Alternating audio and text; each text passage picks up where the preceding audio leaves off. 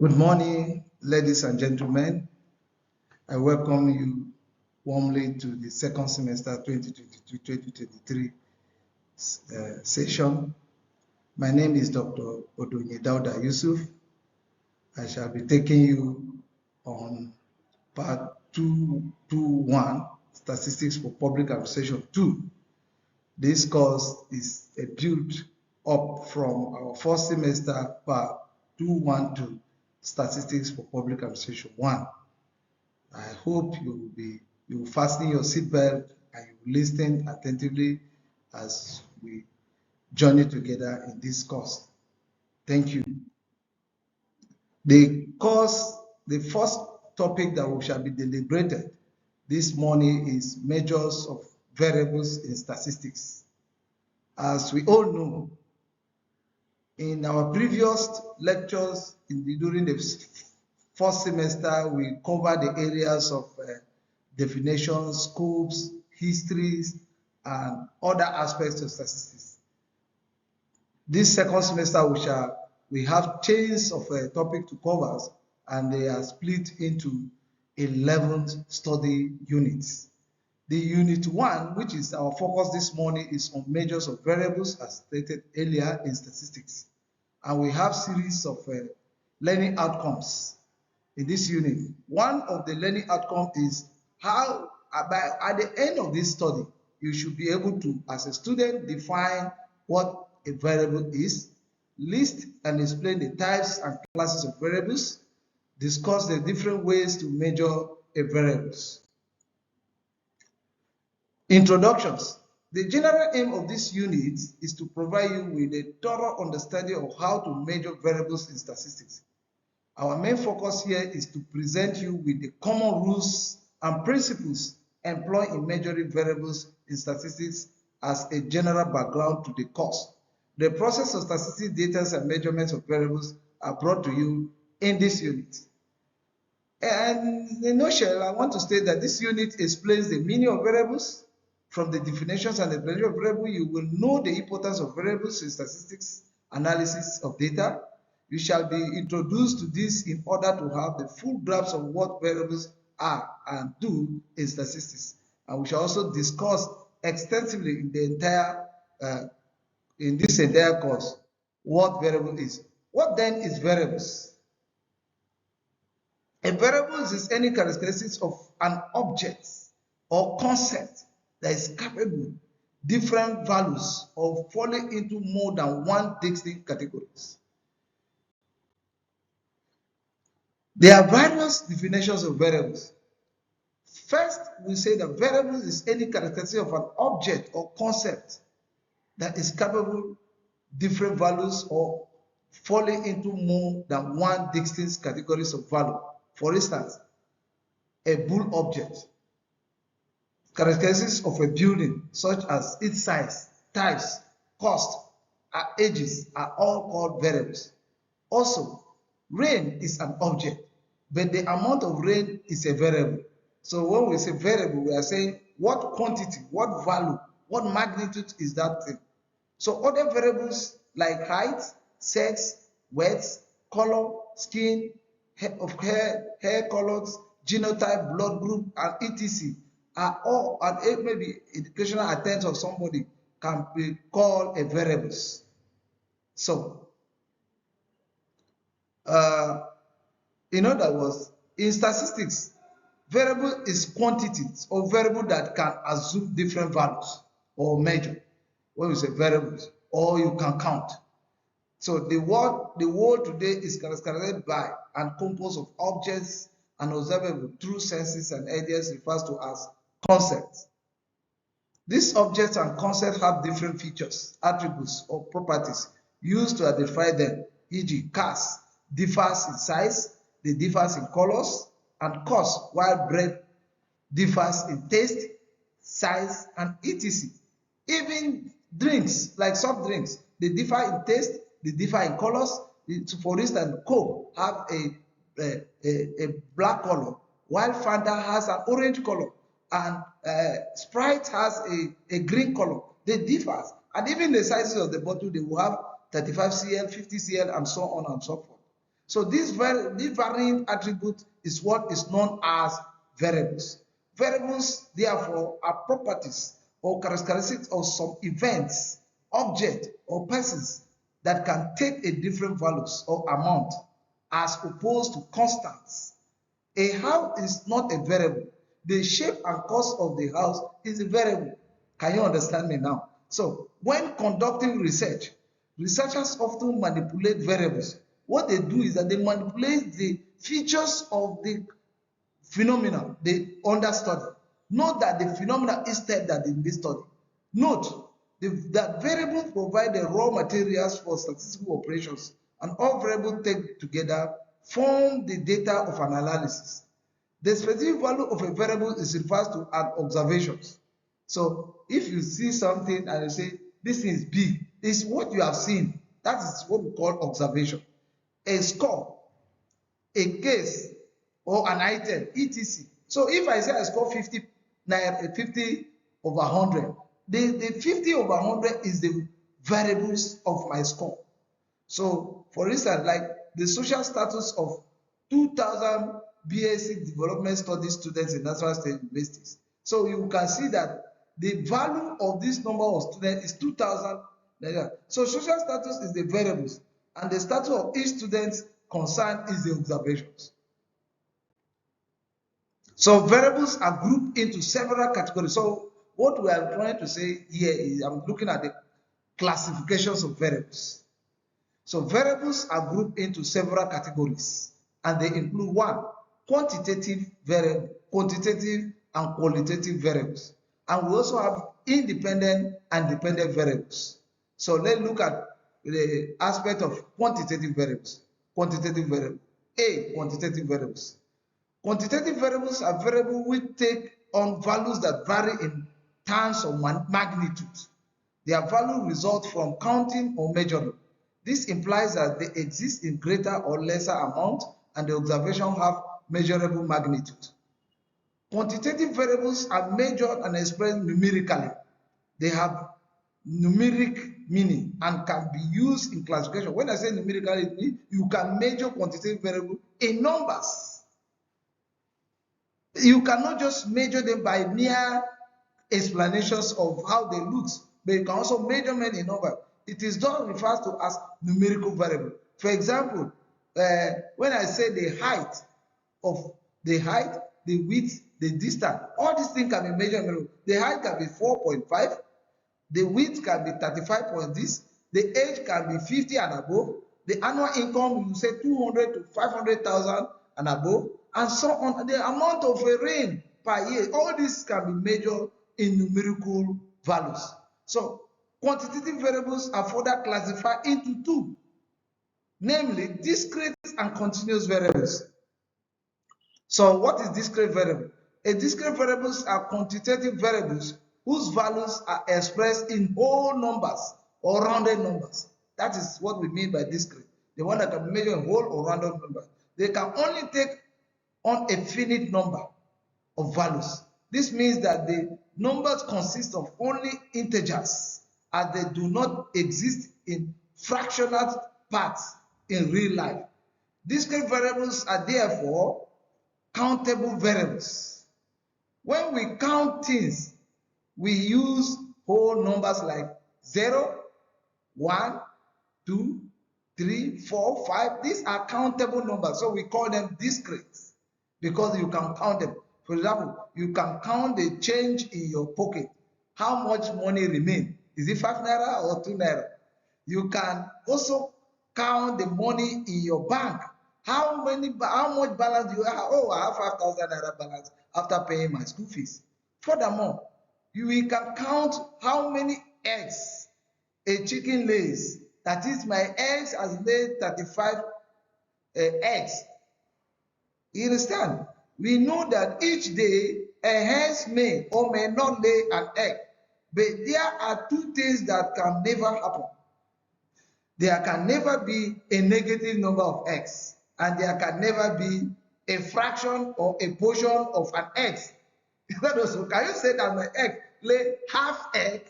That is impossible. You know, you can say my orange bear half fruit. That's not possible. They only bear whole numbers, which you can count, and that makes it a discrete variable. It is always a whole number, hence it is a discrete variable.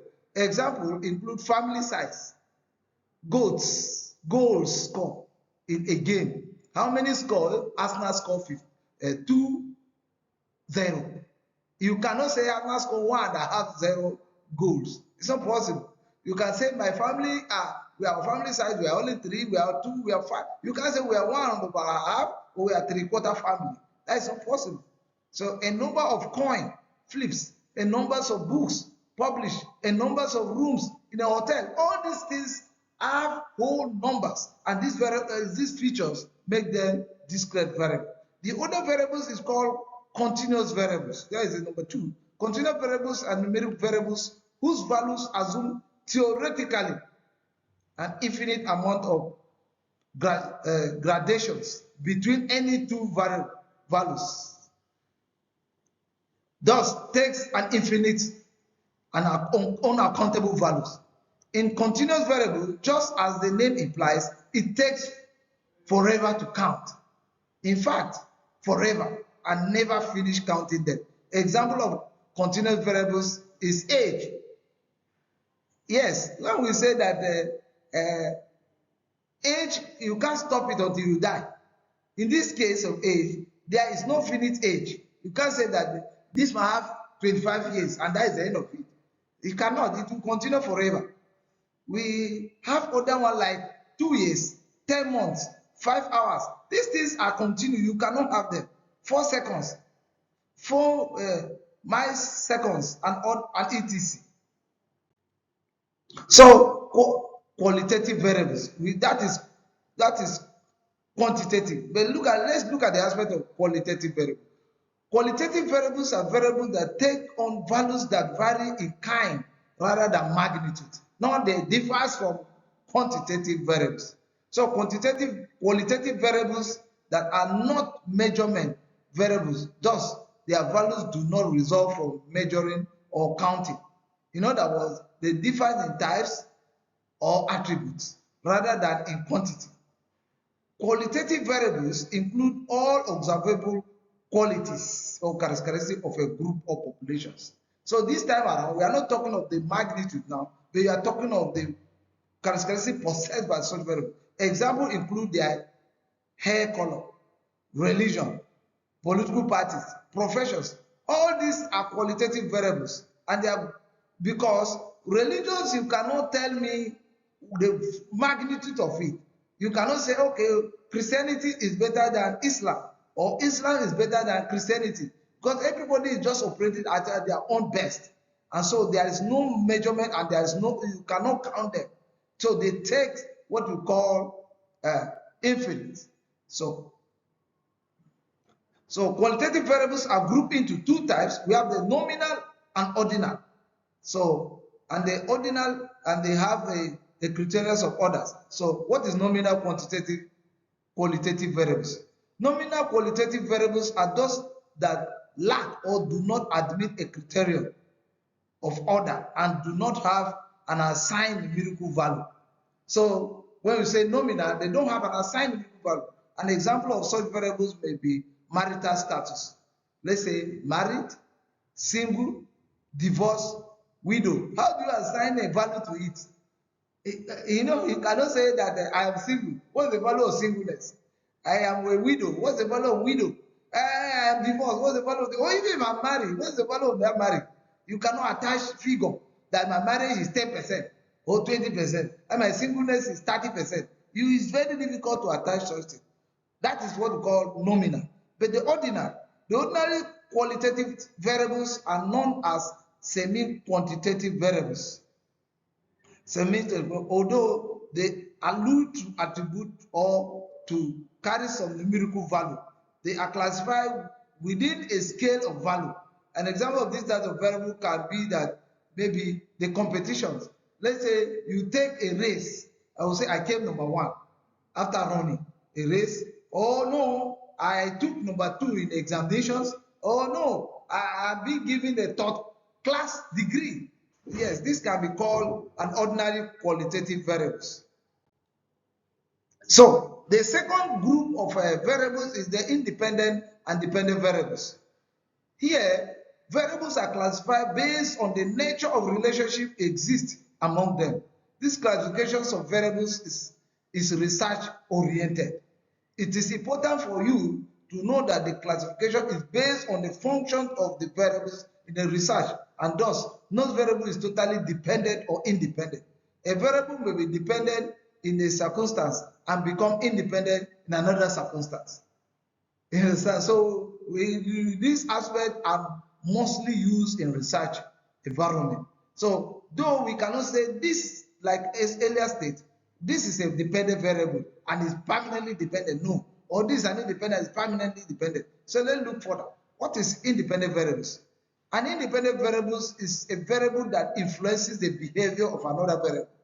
When we say this one is independent variable, we are saying that it is a kind of variable that influences the behavior of another variable. It represents input or causes.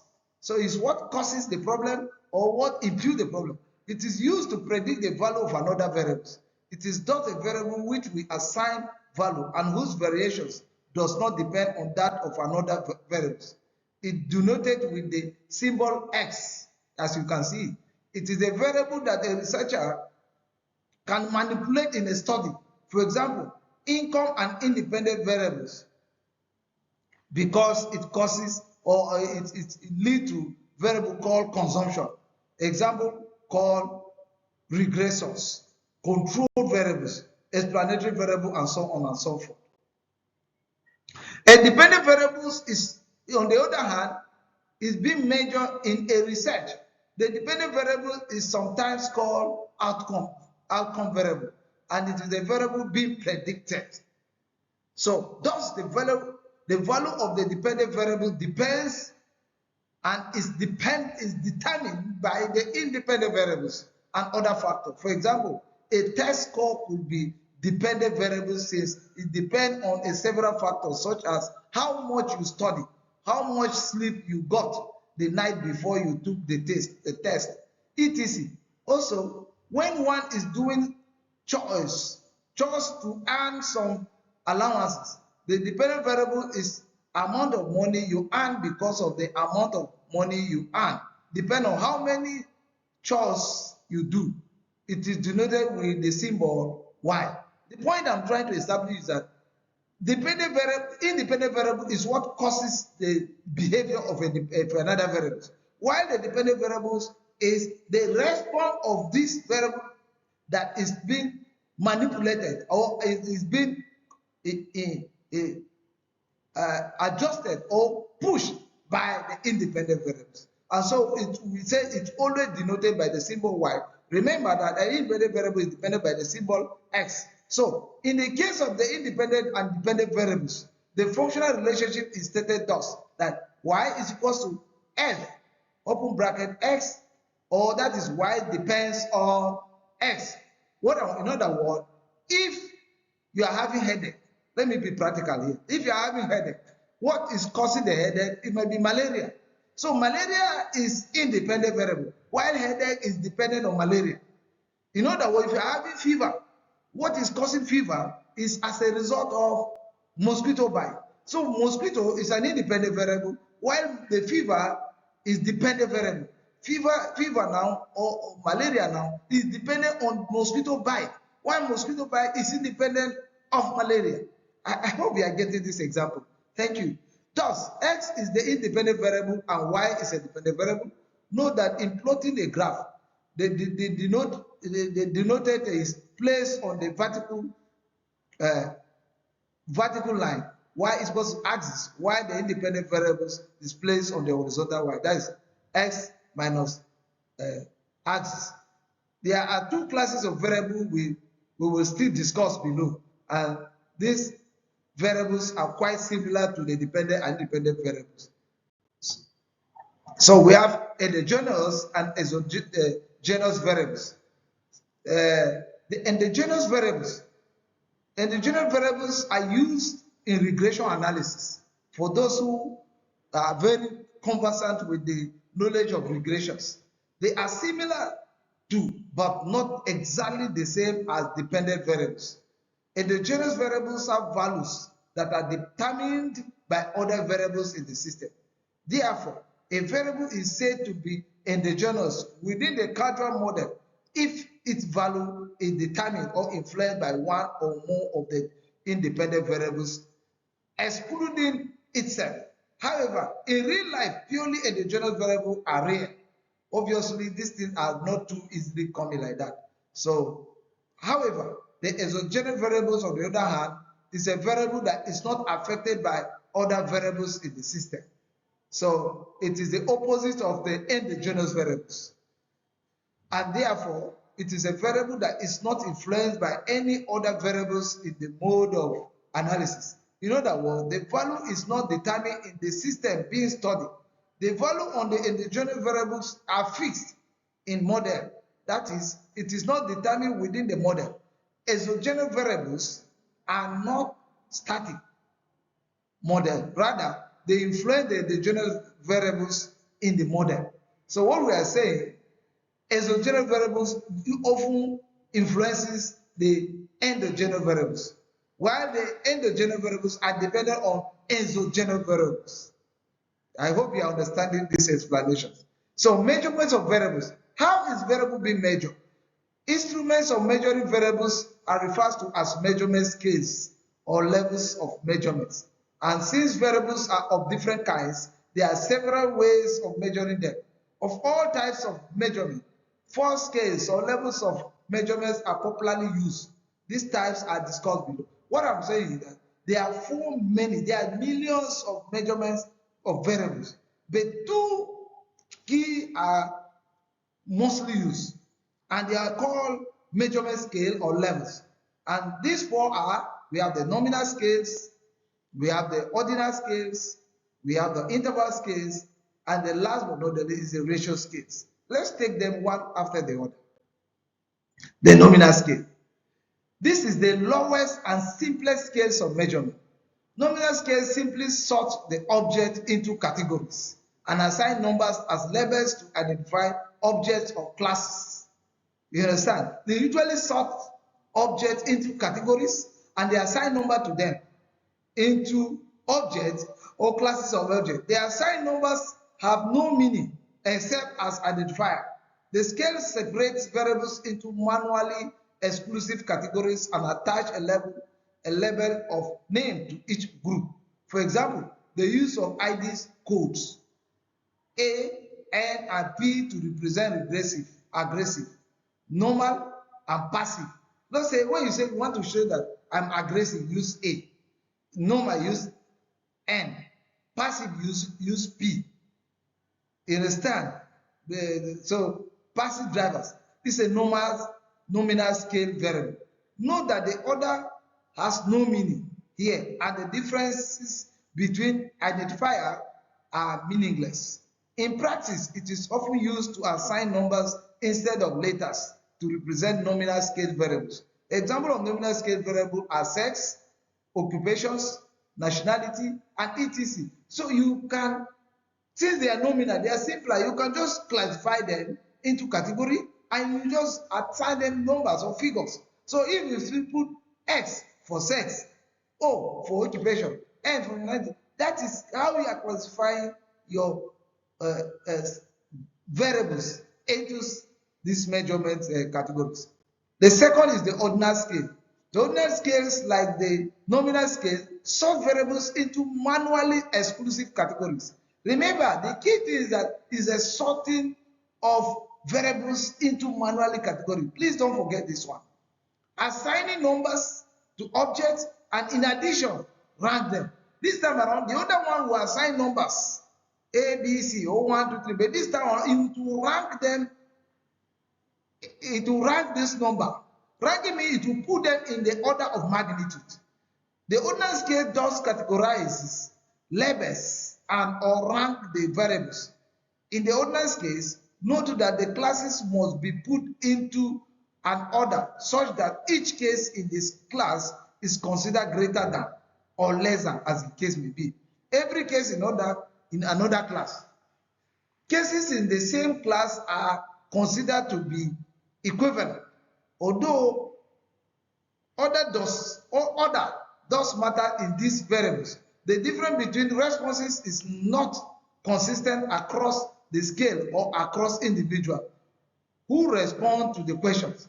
Example of ordinal scales include moving rating, political affiliations, military rank, etc. These scales are generally used in research to gather and evaluate relative feedback. For example, a scale question such as, how satisfied are you with our services? Understand? With expected feedback based on customer satisfaction categories into one. We have the very unsatisfied, and we say very unsatisfied should carry a rank of 1. Unsatisfied is attached to a 2 levels 2 and rank, neutral 3, satisfied 4, very satisfied 5. So the last is the interval scale. The second to the last is the interval scale. The interval scale contains all properties of the ordinal and the scale. However, in an interval scale, an addition of the distance between any pair of adjacent categories is known. That is, it offers calculations of the difference between variables. The interval scales therefore provide the information on how much one category is more or less than the other. In addition to which, the main characteristic of this scale is the equidistance between the object. For example, the population density in 4 areas in urban towns is given as 1,500 to 700 and 300 as the case may be. Here, the distance between the values of any two of the area is known, and we can say not only that the second area has a higher density than the third, but also that its density exceeds the other by 400. So you can see 1,005, if you know the difference between 1,005 and 700, and the difference between 700 and 300, you know that the distance between 700 and 300 is 400. So that one can be established. So example of intervals are age expressed years, income, temperature, etc. So when we say my father is 90 years, I am 45 years, the difference between the age of my father and my own is 45 years.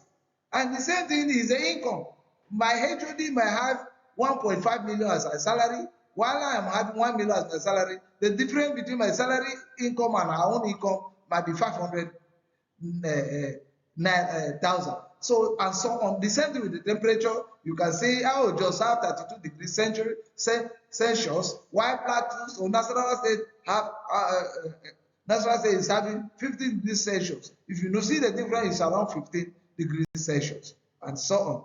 I want to believe that you are following me. Thank you. Can we move further to the next measurements of scale, which is ratio scale?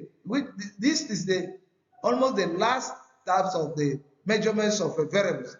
This is the highest of scales discussed so far. Ratio scales have the properties of all the 3 scales discussed. If you remember, the ordinal, the nominal, and the interval. In this time around, we are talking of, in addition, it has the absolute 0 point. For example, traffic density measured in vehicles per kilometer. It has an absolute 0 point. In addition to the manual classifications, in addition to attach a figure, in addition to the ranking, it also has what we call 0 point. So it represents a ratio. That 0 point is to represent a ratio. The density of a link is defined as 0 when there are no variables in a link. Other ratio scale variables include number of vehicles in the queue, height of a person, distance traveled, accident rate, and also. So this one can have a 0 point. To what extent has accident occurred? There are some periods that there will be no accident. So if you can just flick your mind, you understand that we have 2 groups of variables. The first we discussed is the qualitative variables, and the second is the quantitative and the qualitative variables. And we also discussed about the independent and the measurement, which I will listed there are 4, with the nominal, the ordinal, and the interval, lastly, the ratio scale.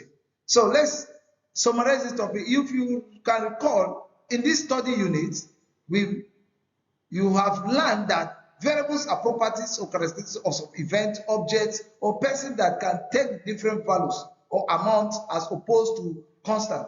So their importance is that they are useful in diverse fields of social sciences, administrative and management sciences, and they drive the research process. So when you are in your 300 level, you will be taking a course, research methodology. So these scales, this measurement of scale are tools that are being used for measurements of your variables and your data. So to throw more light on what we have discussed so far about what variable is, the unit notes that a variable is a quantity that can assume different values and can be measured or counted. Variable provide the raw materials for statistical operations, and all variables taken together forms the data of analysis. The specific value of a variable refer to as an observation. So if you get a specific value, please don't forget this. If you get a specific value, what's the total number of students you find in class? They are 50. That one we call it observation. What is the total number of people you see in that place? They are all white. That is the number, we call it observations. So variables are broadly grouped into quantitative and qualitative variables, and also independent and dependent variables. And we also discussed that the instrument for measuring variables are referred to as measurement scales or level of measurement. And there are four well-known scales or level of measurement. Namely, we have the ordinal scale or interval scales, we have the nominal scale, and we have the ratio scale. So I want to close this lecture by giving you the assignment. You have a brief assignment to do for us. One is that you have to briefly explain what you understood from the term variable. List and discuss the classifications of variables. List the different ways that variables could be measured. This assessment is just self-assessment. You just know that what you, after you have listed, can you be able to independently answer these questions? Your ability to answer this question will, without looking back at your lecture notes, will show the level of your understanding of this lecture. Thank you very much for listening, and God bless you.